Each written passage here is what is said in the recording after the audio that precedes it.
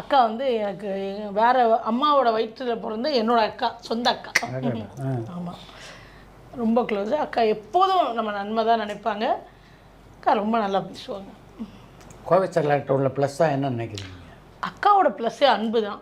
அக்கா எல்லாருக்கும் அன்பை ஒன்றா கொடுப்பாங்க, எல்லாருக்கும் அவ்வளோ அக்கறை எடுத்துப்பாங்க.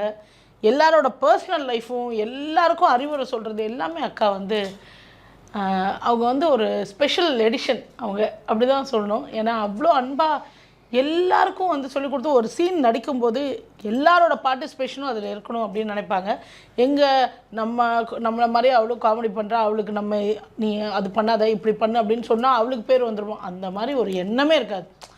எல்லாருமே இன்வால்வ் ஆகணும் அப்படின்னு சொல்லி நமக்கு அவங்க பண்ணுற தெலுங்கு படம்லாம் கூட எனக்கு சில சமயம் ஃபோன் பண்ணி சொல்லியிருக்காங்க, எனக்கு டேட் இல்லை, நீ போய் பண்ணு, நான் உனக்கு சொல்லி விடுறேன். அந்த மனசில் யாருக்கு வரும் வேலை கொடுக்கறது? அதெல்லாம் அக்கா நிறையா பண்ணியிருக்காங்க. ஸோ சில இடத்துல அவங்களே வந்து இந்த கவுண்டர் நீ கொடு, இந்த கொடு, அது கொடு அப்படின்னு சொல்லிட்டு சில சமயம் டேரக்டர்ஸ்கிட்டே சொல்லுவாங்க, இந்த கேரக்டரா இந்த மாதிரி தமிழில் ஆர்த்தின்னு ஒரு ஆர்டிஸ்ட் இருக்காங்க, இந்த மாதிரி பாருங்க அப்படின்னு சொல்லி அவங்களே சொல்லி எனக்கு தெலுங்கு படங்கள்லாம் வந்திருக்கு. ஸோ அதனால நான் ஃபோன் பண்ணி அக்கா ரொம்ப தேங்க்ஸ், இதுக்கெல்லாம் எதுக்கு தேங்க்ஸ் எல்லாம் சொல்லிவிட்டு 4 பேர் வேலை செஞ்சால் நல்லது தானே, எனக்கு சந்தோஷம், நீ போய் வேலை, அந்த மனசில் யாருக்கு வரும்? அக்காலாம் வேறு லெவல்.